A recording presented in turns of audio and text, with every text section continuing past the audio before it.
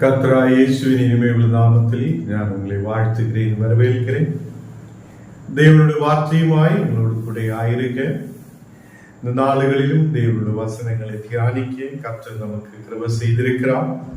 வந்திருக்கிற உங்களை யாவரையும் இயேசு ஆசீர்வதித்து வழி நடத்துவார். நாம் ஜெபிக்கலாம். தேவனே, பரிசுத்த பிதாவே, இந்த ராத்திரி வேளையில் அப்பா நாங்கள் ஒருமனப்பட்டு உம்முடைய பாதத்தில் அமர்ந்திருக்கிறேன். தேவனே, உம்முடைய ரத்திலிருந்து வருத எல்லாவித ஆசீர்வாதங்களை கொண்டு நீர் எங்களை நிரப்புதற்காக ஸ்தோத்திரம். நீரே பரிசுத்தராய் உண்மை உள்ளவராய் எங்களை ஆசீர்வதிக்கிறவராய் வழி நடத்துகிறவராய் கூட இருக்கிறதுக்காக ஸ்தோத்திரம். எல்லா எதிர்கள், பலவீனர்கள், அந்தகாரத்தின் கிரியைகள் இயேசுவின் நாமத்தில் சுட்டெரிக்கப்படுவதற்காக ஸ்தோத்திரம். தேவனே, எங்களுக்கு சுற்றிலும் அது பாதுகாப்பு இருக்கப்பட இந்த நாளுகளில் கர்த்தரே கடந்து வந்திருக்கிற எல்லா மக்களையும் உம்முடைய கரத்தில் ஒப்பு கொடுத்து ஜெபிக்கிறேன். எல்லா இந்த மக்கள் பாதுகாப்போடு ஆயிருக்கு. வசனங்கள் வாசிக்க ஜெபிக்க ஆண்டவரே, உம்முடைய வசனத்திலேயே வேரூன்றி நிற்க நீர் கிருபை செய்ததற்காக ஸ்தோத்திரம். இன்னைக்கு கடந்து வந்த எல்லா மக்களையும், சின்ன பிள்ளைகளிலிருந்து பெரியவங்க வரை எல்லா மக்களையும் நீர் ஆசீர்வதிக்க தேவனே. நீ வர வேண்ட மக்களை நீர் ஏற்ற நேரத்தில் கூட்டி வரத்துக்காக ஸ்தோத்திரம். தேவனே, எல்லா பலவீனங்களை மாற்றுதவர் நீரே, பாதுகாக்குதவர் நீரே. ஆண்டவரே, இந்த நாளுகளில் கர்த்தாவே அநேக மக்கள் மனக்கவலையோட, கண்ணீரோட, பாரத்தோட இனி என்ன செய்யும் என்று சொல்லி பாரத்தோடையாயிருக்கும் போது அந்த மக்களுக்கு ஒரு விடுதலை கொண்டு நிரப்பி நீர் ஆசீர்வதி. எங்களை விட்டிலும் தாழ்த்துகிறேன், அர்ப்பணிக்கிறேன் இயேசுவின் நாமத்திலே. ஆமென்.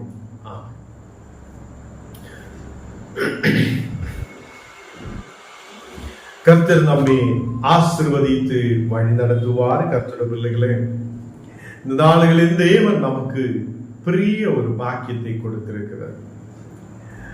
நீங்க எல்லாம் ஒரு விசேஷமான மக்கள்.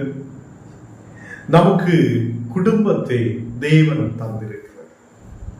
ஒரு குடும்பத்தை எடுத்து பார்த்தால் முன்னாடி உள்ள மக்கள் அவங்க ரொம்ப வயசான மக்கள் அந்த குடும்பத்தில் இருக்கும். பாட்டிமாரு, அங்கே உள்ள அவங்களுடைய குடும்பத்தில் ஆயிருக்கிற மக்கள், இந்த மாதிரி நிறைய பேர் இருக்கும். வயசான நிறைய பேர் இருக்கும். அதுக்கப்புறம் அவங்களுடைய பிள்ளைகள் இருக்கும்.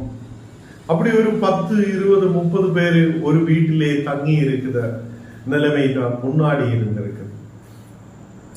இன்னைக்கு நாம் பார்க்கும் போது நம்முடைய வீடுகளில் கணவன், மனைவி, ஒரு பிள்ளை, 2 பிள்ளை, இப்படிதான் அவங்களுடைய குடும்பத்தில் இருக்கப்படும். சில குடும்பங்கள் அவங்களோட தாய் தகப்பனும் கூட இருக்கும்.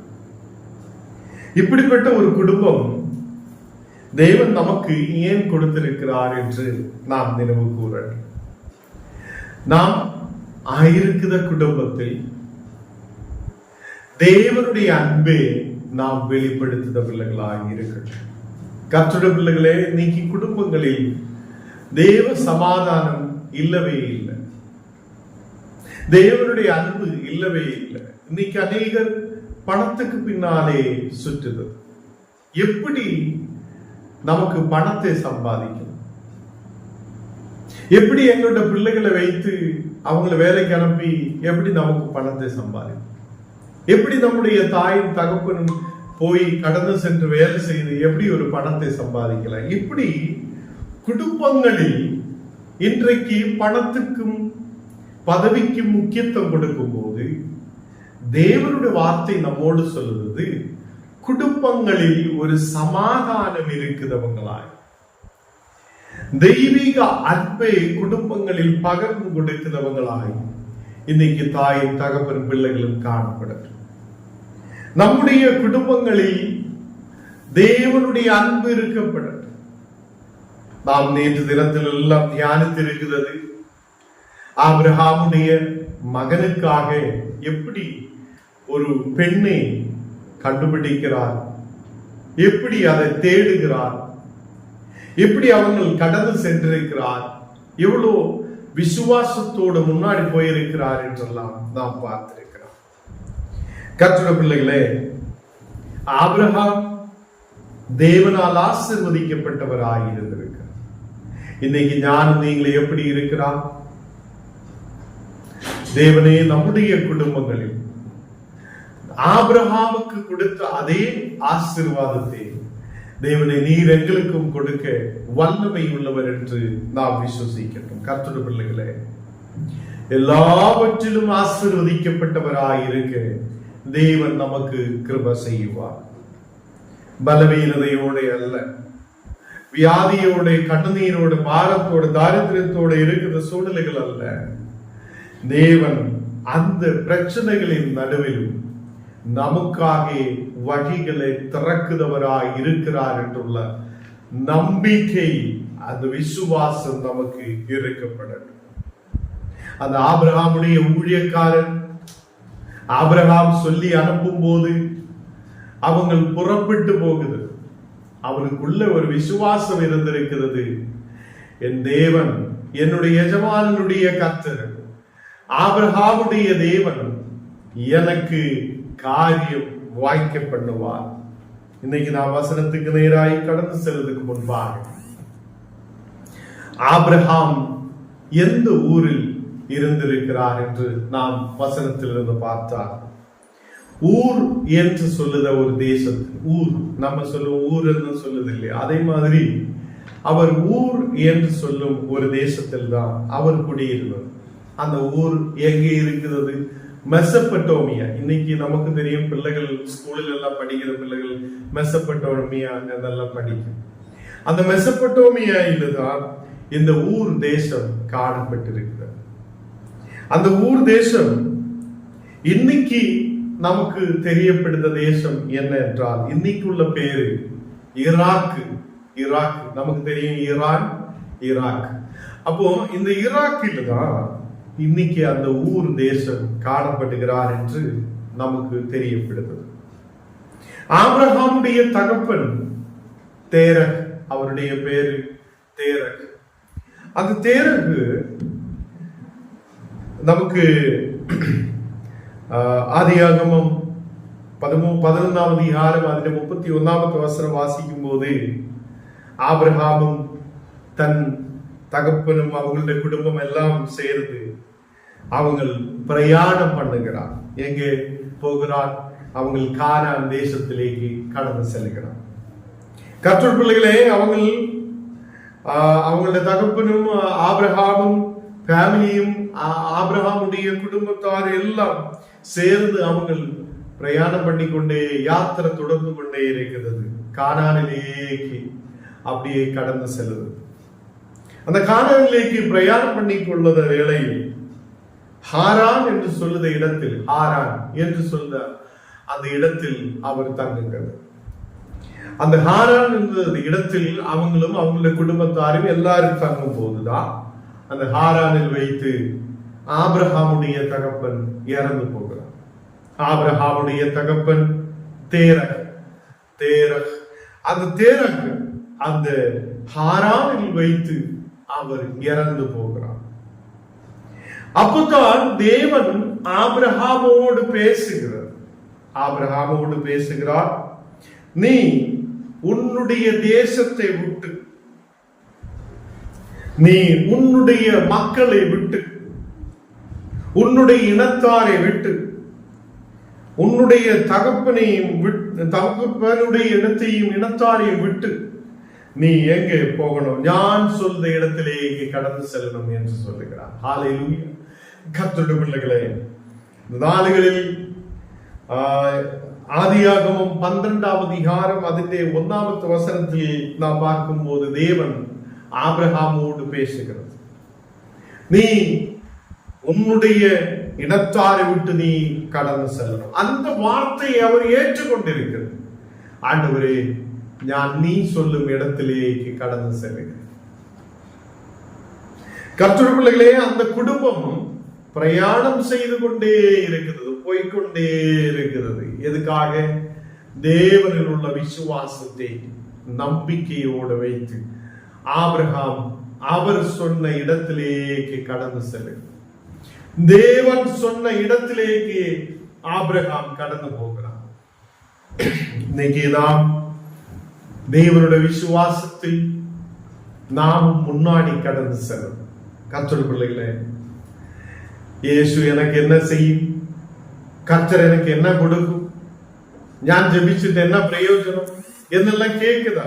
அநேகம் கேள்விகளுக்கு முன்பாக, அநேக மக்களுக்கு முன்பாக நாம் சொல்லணும், என் தேவன் எனக்காக யாவற்றையும் செய்து முடிப்பார். இன்னைக்கு காலையில் நான் ஒரு விஷயத்துக்காக தேவனுக்கு முன்பாக நான் சொல்லியிருக்கேன். இன்னைக்கு சாயங்காலம் ஒரு 5 மணிக்குள்ள எனக்கு அந்த வழி எனக்கு அது திறக்கணும் என்று சொல்லும் போது அப்படியே அந்த நேரத்திலே அந்த கால் எனக்கு வருகிறது. கற்றுப்பிள்ளைகளே, இது எதுக்காக உங்களுக்கு சொல்லுகிறது என்றால், நம்முடைய விசுவாசம், தேவனோடு கூட உள்ள விசுவாசம் பெரிதாயிருக்கிறது. நீங்க விசுவாசத்தோடு சொல்லிட்ட, கர்த்தர் எனக்காக இந்த காரியம் வாய்க்க பண்ணுவார், அது நடக்குவார். ஹல்லேலூயா. என்னுடைய உங்களுடைய குடும்பத்தில் கர்த்தர் பெரிய காரியத்தை செய்தவராய் இருக்கிறது. கர்த்தர் பிள்ளைகளே, நமக்கு தெரியும் இந்த கானான் தேசம் என்ன என்று நமக்கு தெரியும். ஆண்டவர் கொடுத்திருக்கிற ப்ராமிஸ் லேண்ட், அவர் சொல்லி இருக்கிறது, இஸ்ரவேல் ஜனத்தோடு சொல்லி இருக்கிறது, நீங்க கானான் தேசத்திலேக்கு கடந்து செல்லும், பாலும் தேனும் ஒழுகுத தேசம், அந்த தேசத்தில் உங்களை நான் கொண்டு போகுவார் என்று கொடுத்த வாக்குத்தத்தம் இங்கே நிறைவேறப்படுகிறது. கர்த்தருடைய பிள்ளைகளே, இந்த ஆபிரகாம் அந்த இடத்துக்கு கடந்து செல்ல பிரயாணம் பண்ணுகிறது. இங்கு நாம் பார்க்கும்போது ஆபிரகாமுடைய சகோதரனை குறித்து நாம் பார்த்திருக்கிறது. ஆபிரகாமுடைய சகோதரனுடைய வீட்டில தான் ஆபிரகாமுடைய ஊழியக்காரன் கடந்து சென்றது. அந்த ஆபிரகாமுடைய சகோதரன் நாகோர், அந்த நாகோர் பட்டணத்தில் தான் அவர் தங்கி இருந்தது. அது மெசபொட்டோமியில தான் இருக்கிறது. அப்போ ஆபிரகாம் எங்கே புறப்பட்டு போகிறது? ஊர் தேசத்திலிருந்து ஹாரானில் கொஞ்ச நாள் தங்குகிறார். ஹாரானில் தங்கி அங்கே இருந்து எல்லாரையும் இனத்தாரை எல்லாம் விட்டுட்டு அவங்க கானான் தேசத்திலேக்கு கடந்து செல்லுங்க.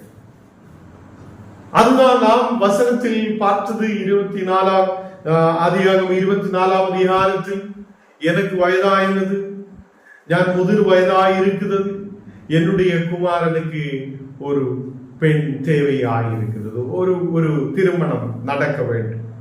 அதுக்காக தான் அவருடைய ஊழியக்காரனை அனுப்பி விடுகிறார். கர்த்தருடைய பிள்ளைகளை, ஊழியக்காரன் அந்த கானான் தேசத்தில் அனுப்பிவிட்டு அங்கே எங்கேயாவது இருந்து ஒரு பெண்ணை எடுக்கலாம் என்று நினைத்தது இல்லை.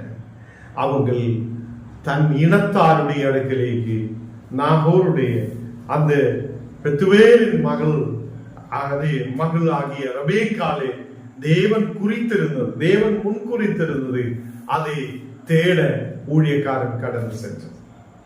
கர்த்தருடைய பிள்ளைகளே, அவங்களுடைய விசுவாசம் பாருங்க, எவ்வளவு பெரிய விசுவாசம். இன்னைக்கு நமக்கு கொஞ்ச நேரம் ஜெபிக்கலாம் என்று சொல்லியா நம்ம சொல்லுவோம், ஐயா எனக்கு வேறொரு வேலை இருக்குது, ஞான் இப்ப போயிட்டு வரலாம் என்று சொல்லுவோம். ஞான நிறைய பேர்கிட்ட கேட்கும், நமக்கு காலையிலிருந்து சாயங்காலம் வரை உட்கார்ந்து ஜெபிக்கலாமா என்று கேட்டா நிறைய பேர் சொல்லுவேன், இப்ப டைம் இல்லையா, நாளைக்கு ஆகட்டும் சொல்லு. அப்போ அநேக மக்கள் இந்த நாடுகளில் விசுவாசம் இருந்தாலும் இல்லாத மாதிரி கடந்து செல்லுது. நமக்கு விசுவாசம் இருக்கணும், தேவனில் உள்ள விசுவாசம். அவர் என்னை நடத்துவார், அவர் என்னை முன்னாடி கொண்டு போகுவார், அவர் என் குடும்பத்துக்கு விடுதலை அனுப்புவார். ஹல்லேலூயா. கர்த்தருடைய பிள்ளைகளை, இன்னைக்கு நாம் வேதத்தில் தியானிக்கிறதுக்காக அப்போஸ்தலர்கள் 16ஆம் அதிகாரம் 31வது வசனம் வாசிக்கலாம். அப்போஸ்தலர்கள் 16ஆம் அதிகாரம் 31வது வசனம். அதற்கு அவர்கள், கர்த்தராகிய இயேசு கிறிஸ்துவை விசுவாசி, அப்பொழுது நீயும் உன் வீட்டார் ரட்சிக்கப்படுவீர்கள். இங்கேயும் நமக்கு பார்க்க முடியும், நீயும் உன் வீட்டார். ஒரு குடும்பத்தை குறித்து இங்கு நாம் பார்க்கிறது. இன்னைக்கு நாம் தியானிக்கிறதெல்லாம் குடும்ப வாழ்க்கையை குறித்து தான். அப்போ இங்கே நாம் பார்க்கிறது, கர்த்தராகிய இயேசு கிறிஸ்துவை விசுவாசி, அப்பொழுது நீயும் உன் வீட்டார் ரட்சிக்கப்படுவார் என்று சொல்லு. இன்னைக்கு அநேகர் எங்க போய் ரட்சிக்கப்படலாம், எங்க எனக்கு ஒரு விடுதல் இருக்கும், எங்க எனக்கு ஒரு சமாதானம் கிடைக்கும் என்று சொல்லி சமாதானத்துக்காக ஓடுது அநேகர். கர்த்தருடைய பிள்ளைகளே, தேவன் உங்களுக்கு ஒரு குடும்பத்தை கொடுத்திருக்குது. கணவன் மனைவியாக நீங்க ஒரு குடும்பத்தில் பிள்ளைகளை பெற்றெடுத்து ஆசீர்வாதத்தோடு இருக்குது.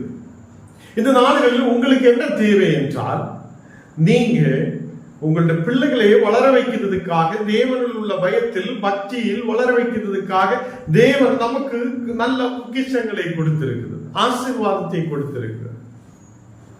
இந்த பிள்ளைகள் ஒரு நாள் நம்மளை விட்டு தூரமாய் ஓடி போகிறதுக்காக அல்ல, அவங்களை என்றென்றைக்கும் கர்த்தரோடு கூட இருக்கிற பிள்ளைகளாக இருக்க, அவங்களை வளர வைக்க, அவங்களும் ரட்சிப்புக்குள்ள கடந்து வர நாம் ஒரு உதவியாய் இருக்க வேண்டும். தேவ பிள்ளைகளே, இங்கே நாம் வசனத்தில் பார்க்கும் போது இங்க சொல்லுகிறார், நீர் கர்த்தராகிய இயேசுவை விசுவாசி. இன்னைக்கு அநேகர் அப்படியே சர்ச்சில் வரும்போதுதான், ஓ ஸ்தோத்திரப்பா, நன்றியப்பா, ஓ ஹல்லேலூயா ஸ்தோத்திரம். கொஞ்ச நேரம் கழியும் போது அவனுக்கு விசுவாசம் இருக்காது, எதுவும் இருக்காது, எங்கேயாவது சுற்றி அலைஞ்சிட்டு இருக்கும். இது நமக்கு இருக்கிற விசுவாசம் அல்ல. என்னை எண்ணெயில் எடுத்து போட்டாலும், என்னை நெருப்பில் எடுத்து போட்டாலும், ஒரு பெரிய தீ அப்படியே தீ கூட்டி அதிலே எடுத்து கெட்டி போட்டால் கூட நாம் இயேசுவை விட்டு விலக மாட்டேன் என்று சொல்லுத ஒரு விசுவாசம் நமக்கு இருக்க வேண்டும். ஹல்லேலூயா. இன்னைக்கு நாம் விசுவசிக்கிறது எப்படி? குடும்பத்தில் கணவன் மனைவி பிள்ளைகள் ஆயிருக்கும் போது தேவனில் உள்ள விசுவாசம் நமக்கு தேவையாயிருக்கு. தேவனில் உள்ள விசுவாசம் இருக்குது என்றால் நீயும் உன் வீட்டாரும் ரட்சிக்கப்படுவார்கள். தேவனில் உள்ள விசுவாசம் என்று சொல்லும் போது உலகத்தை ஜெயிக்கிற ஒரு ஜெயம். அல்லேலூயா. இந்த உலகத்தை ஜெயிக்கிற ஒரு ஜெயம் தேவனில் உள்ள விசுவாசம். இன்னைக்கு அநேகருக்கு விசுவாசம் கெட்டு போகுது. நம்ம நினைக்க நல்ல வாழலாம், முன்னாடி நல்லபடியே போகலாம், ஏதோ நல்ல ஒரு வாழ்க்கையை முன்னாடி கொண்டு போகலாம் என்றெல்லாம் நினைக்கும். ஜபிக்கலாம், தினமும் ஆராதிக்கலாம், துதிக்கலாம் என்றெல்லாம் நினைக்கும் போது நம்ம சில நேரத்தில் அந்த ஜபத்தில் இருந்து விட்டு விடுகிறார்.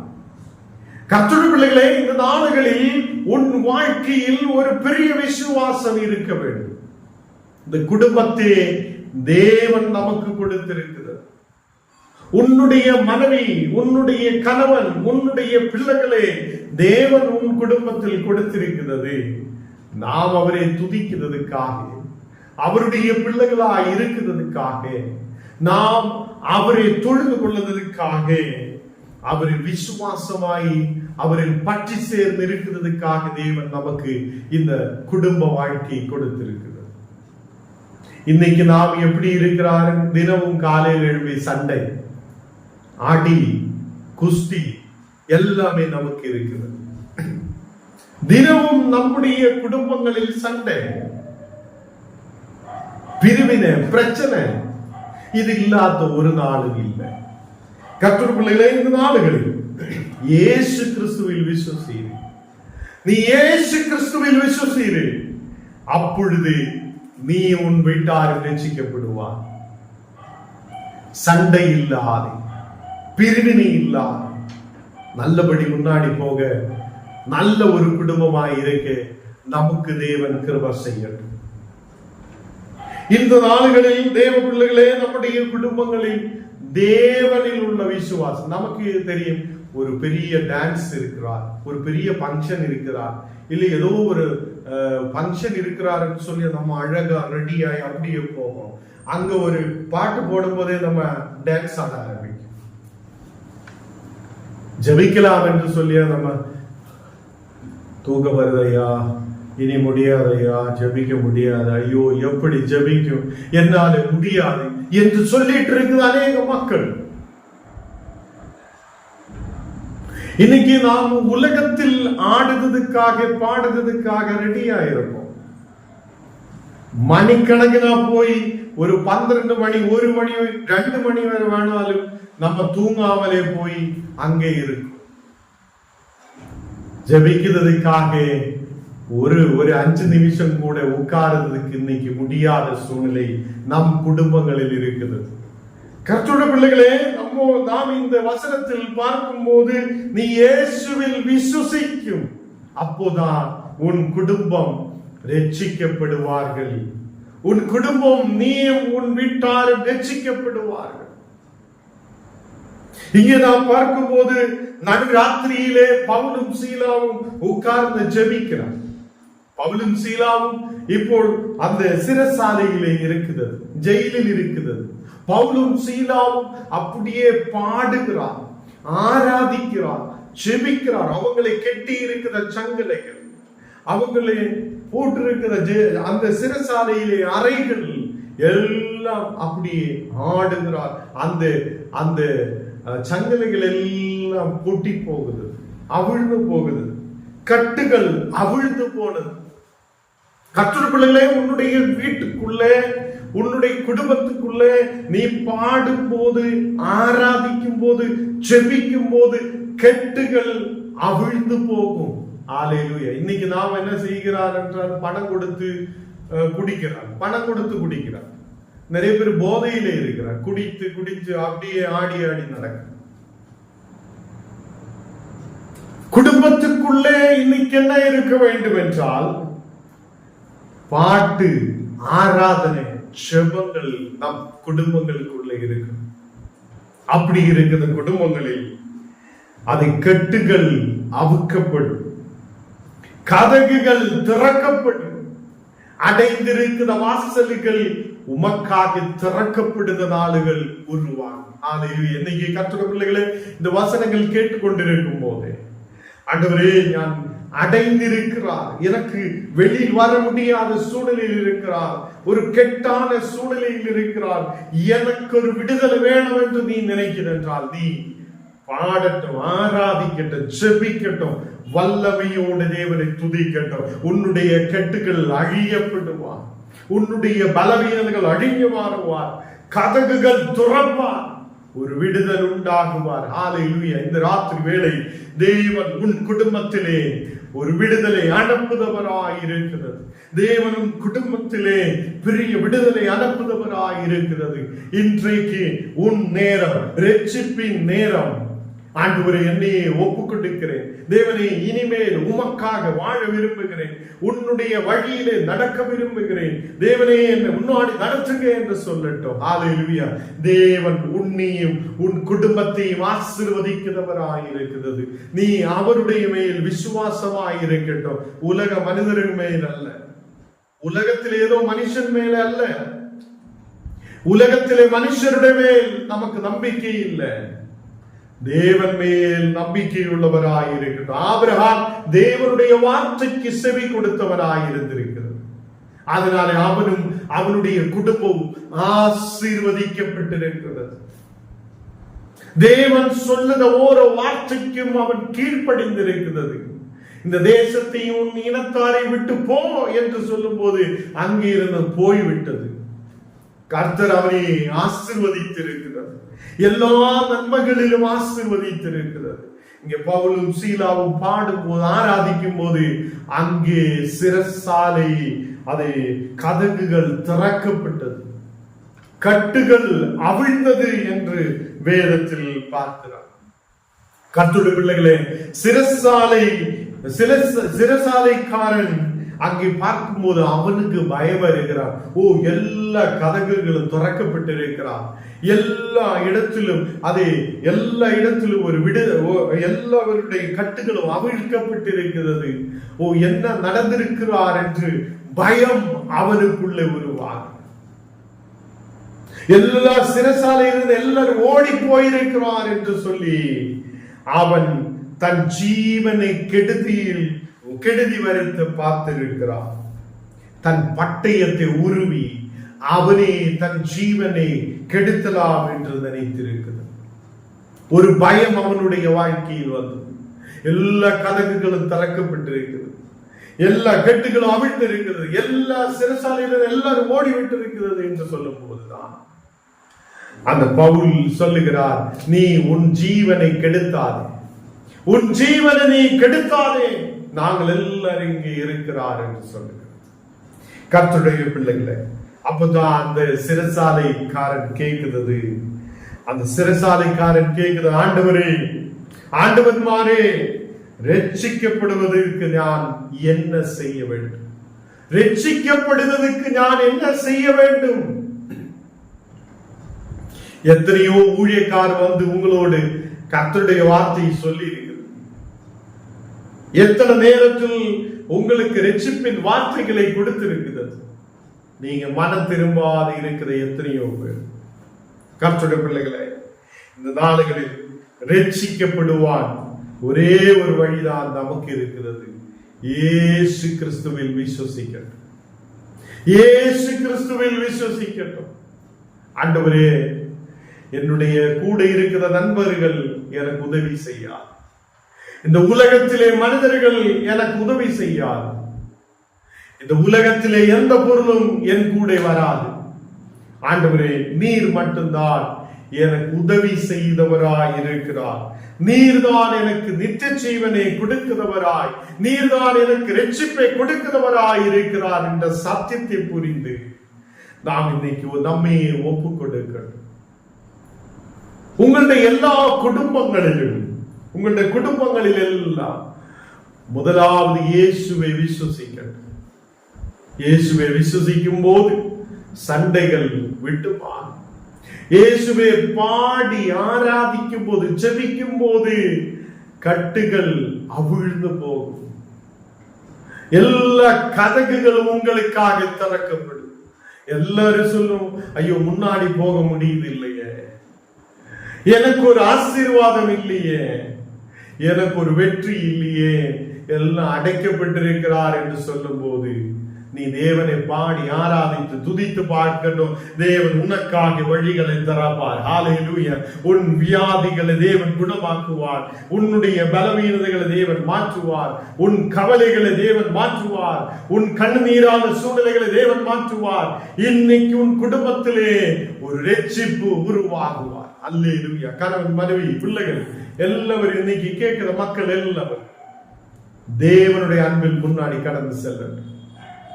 நாம் ஜெபிக்கிற மக்களாய் காணப்படட்டும், ஆராதிக்கிற துதிக்கிற மக்களாய் காணப்படட்டும். நம்முடைய குடும்பங்களுக்குள்ள ஆராதனை, ஜெபம், பாடல்கள், துதிகள் எல்லாம் நம்முடைய குடும்பங்களில் இருக்கும் போது உன்னுடைய கட்டுகள் அவிழ்ந்து போகுவார். உனக்கு ஒரு விடுதலை தேவன் அனுப்புவார். உன் வீட்டார் எல்லாரும் ரட்சிக்கப்படுவார். ஹல்லேலூயா. இந்த நாளில் கர்த்தருடைய பிள்ளைகள் எல்லாரும் கண்ணுகளை மூடலாம், நாம் ஜெபிக்கலாம். பரிசுத்த பிதாவே, ராத்திரி வேளையில் அப்பா உம்மை நாங்கள் துதிக்கிறேன், ஆராதிக்கிறேன், மகிமைப்படுத்துகிறேன். நீ நல்லவராய் வல்லவராய் எங்களோடு கூட இருக்கிற தேவன். நாங்கள் உம்மை உயர்த்துகிறேன், உம்மை ஆராதிக்கிறேன், உம்மை மகிமைப்படுத்துகிறேன் அப்பா. ஹல்லேலூயா. நன்றி அப்பா. சிங்காசனத்தில் வீற்றிருக்கும் பரிசுத்தரே, பரிசுத்தரே, சிங்காசனத்தில் வீற்றிருக்கும் பரிசுத்தரே, பரிசுத்தரே, ஆராதனை உமக்கு, ஆராதனை, ஆராதனை உமக்கு, ஆராதனை, ஆராதனை உமக்கு, ஆராதனை, ஆராதனை உமக்கு, ஆராதனை.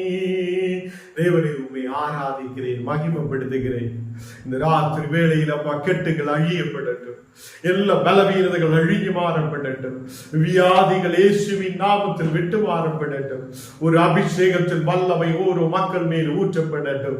இந்த ராத்திரி வேளையிலே அநேகர் ரட்சிக்கப்பட, குடும்பங்கள் ரட்சிக்கப்பட, மக்கள் ரட்சிக்கப்பட, ஒரு விடுதலுக்குள்ள கடந்து வரப்பட நீர் கிருபை செய்ததுக்காக ஸ்தோத்திரம். பவுலும் சீலாவும் ஜெபிக்கும் போதே அந்த ஓரோ வாசல்கள் திறக்கப்பட்டது செய்யப்பட்டிருந்தால், கட்டுகள் அவிழ்க்கப்பட்டிருந்தால், இன்றைக்கு நானும் நீங்களும் நம்முடைய குடும்பங்களுக்குள்ள ஜெபிக்கும் போது ஒரு விடுதல் உண்டு என்று நம்பிக்கை வைக்கின்றோம். ஹல்லேலூயா. ஒவ்வொரு குடும்பங்களுக்குள்ளேயும் இன்னிலிருந்து ஜெபிக்க, ஆராதிக்க, துதிக்க, மகிமைப்படுத்த இந்த மக்களுக்கு நீர் கிருபை செய்ததுக்காக ஸ்தோத்திரம்.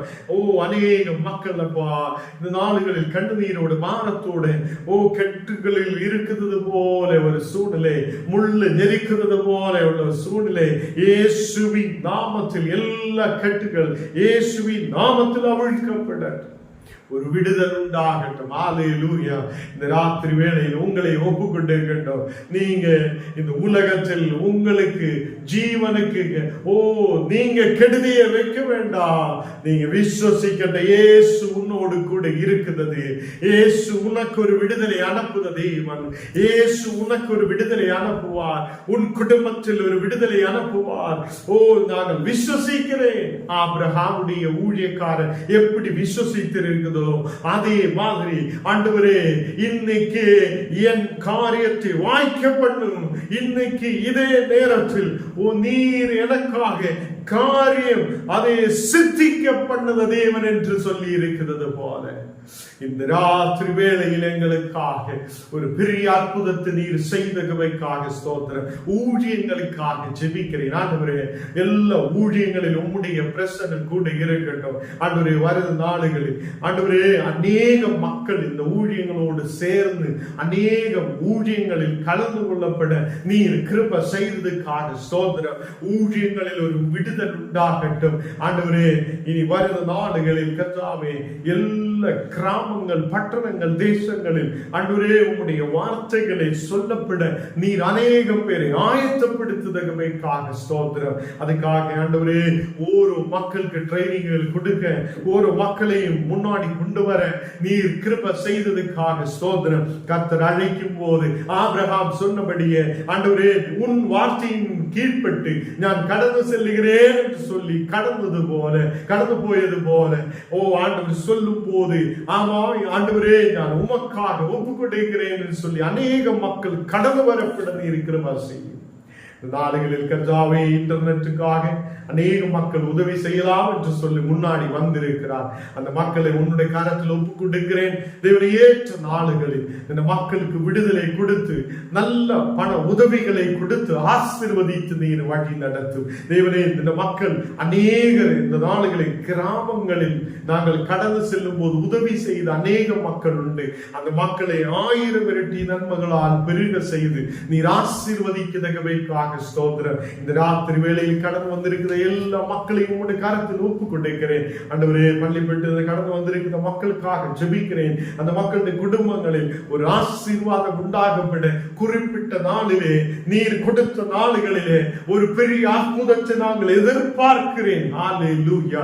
நீ செய்து முடிக்கிறவர் என்று காண்பிக்க ஒரு பெரிய சாட்சியோடு நிற்கப்பட அந்த குடும்பத்துக்கு நீர் பெரிய அற்புதத்தை செய்தவைக்காக ஸ்தோத்திரம். இன்னைக்கு நாங்கள் விசுவசிக்கிறேன். கட்டுகள் அவிழ்க்கப்படட்டும், எல்லா வாசல்கள் திறக்கப்படட்டும், ஒரு வழி திறந்து கொடுக்கிறதுக்காக ஸ்தோத்திரம் ஆண்டவரே. அரமண்ட பகுதியிலிருந்து கடந்து வந்திருக்கிற ஆண்டவரே இந்த மக்களுக்காக ஜெபிக்கிறேன். நித்ய சிஸ்டருக்காக, அவங்கள குடும்பங்களுக்காக, பிள்ளைகளுக்காக ஜெபிக்கிறேன். இந்த மக்களை நீர் ஆசீர்வதித்து பலப்படுத்துவதற்காக ஸ்தோத்திரம். இந்த மக்கள் தேசத்தில் நன்மைகளை பெற்றுக் கொள்ளட்டும். அவங்க ஆடுகள், மாடுகள், நிலங்கள் எல்லாவற்றையும் ஆசீர்வதிக்கின்றோம். இந்த நேரத்தில் சேகர்வர்களுக்காக, குடும்பத்துக்காக, பிள்ளைகளுக்காக விசேஷமாய் ஜெபிக்கிறேன். இந்த மக்களும் ரட்சிப்புக்குள்ள இருக்க ஆண்டவரே உம்முடைய வார்த்தைகளில் கவனமாக இருக்க நீர் கிருபை செய்யும். அதே மாதிரி அப்பா அந்த ஏரியாவில் உள்ள எல்லா கிராமங்களிலும் பெரிய ஒரு எழுப்புதல் உண்டாக நாங்கள் ஜெபிக்கிறேன். அநேக ஆயிரம் மக்கள் கடந்து வருத ஒரு கூட்டமாக எழும்பப்பட்டதற்காக ஸ்தோத்திரம். இந்த நாளுகளில் கேரளா பகுதியிலிருந்து கடந்து வந்திருக்கிற தேவனே அந்த சந்தோஷ் ஃபேமிலிக்காக ஜெபிக்கிறேன். இந்த நாளுகளில் இந்த மக்களை ஆசீர்வதித்து பலப்படுத்தும். அந்த குடும்பத்தில் கணவன், மனைவி, பிள்ளைகள் ஒரு அன்போடு, ஐக்கியத்தோடு, சமாதானத்தோடு இருக்க ஒரு ரட்சிப்பு உண்டாக இந்த மக்களுக்கு கிருபை செய்ததுக்காக ஸ்தோத்திரம். அவங்களோட வீடுகளோட வேலைகளுக்காக ஜெபிக்கிறேன். மேலே ஆண்டவரே நல்ல ஒரு வீடு கட்டி எழுப்ப நீர் கிருபை செய்ததுக்காக ஸ்தோத்திரம். அதே மாதிரி ஆண்டவரே இந்த நாளுகளில் கொட்டார பகுதியில் கடந்து வந்திருக்கிற வருகிற மகளுக்காக, குடும்பத்துக்காக, பிள்ளைகளுக்காக ஜெபிக்கிறேன். எல்லா மக்களையும் ஆசீர்வதித்து பலப்படுத்த கிருபைக்காக ஸ்தோத்திரம். இன்னைக்கு கர்த்தாவே கடந்து வந்திருக்கிற சின்ன பிள்ளைகளுக்காக ஜெபிக்கிறேன். எல்லா பிள்ளைகளுக்கும் புத்தியும் ஞானத்தையும் கிருபைகளையும் கொடுத்து நீர் ஆசீர்வதிக்கிற கிருபைக்காக ஸ்தோத்திரம். ஆண்டவரே, அந்த கேரள பகுதியில் இருக்கிற அந்த மகளுக்காக, அந்த மகனுக்காக விசேஷமாய் ஜெபிக்கிறேன். இந்த மக்களை நீர் ஆசீர்வதித்து பலப்படுத்தும். வாஞ்சையோடு இந்த மக்கள் கடந்து வர நீர் கிருபை செய்திருக்கிறதுக்காக ஸ்தோத்திரம். இந்த ராத்திரி வேளையில் ஒரு தெய்வீக அபிஷேகத்தால் இந்த மக்களை நிரப்பும். அந்த காதுகளில் இருக்கிற பிரச்சனைகள் எல்லாம் மாற்றிக்கொண்டும் தேவனை அந்த வீடுக்கு சுற்றிலும் தேவ வல்லமை இருக்கப்படட்டும். இன்னைக்கு கர்த்தாவை கடந்து வந்த எல்லா மக்களையும் உடைய கரத்தில் ஒப்புக்கொண்டிருக்கிறேன். ஆசீர்வதித்து பலப்படுத்தும். நாங்கள் கடந்து செல்லுற ஓரோ கிராமங்கள், பட்டணங்களில் தெய்வீக விடுதல் உண்டாகட்டும். நாளை நடக்கிற மீட்டிங்கில் கர்த்தரே உம்முடைய பிரசன்னம் இறங்கி வரட்டும். நாளை காலையில் 8 மணிக்கு நடக்குது அந்த ஜெப கூடிகையில் கர்த்தரே உம்முடைய பிரசன்னம் இறங்கப்படுது. அந்த கிராமத்துக்குள்ள அநேக ஆயிரம் பேர் ரட்சிக்கப்பட நீர் கிருபை செய்ததுக்காக ஸ்தோத்திரம். எங்களை முற்றிலும் தாழ்த்துகிறேன், அர்ப்பணிக்கிறேன். இயேசுவின் நாமத்தில் ஜெபங்கள் நல்ல பிதாவே, ஆமென், ஆமென். என் ஆத்மாவே கர்த்தரை ஸ்தோத்திரி, என் முழு உள்ளமே பரிசுத்த நாமத்தை ஸ்தோத்திரி. என் ஆத்மாவே கர்த்தரை ஸ்தோத்திரி, கர்த்தர் செய்த சகல உபகாரங்கள் மறவாதே. ஆமென்.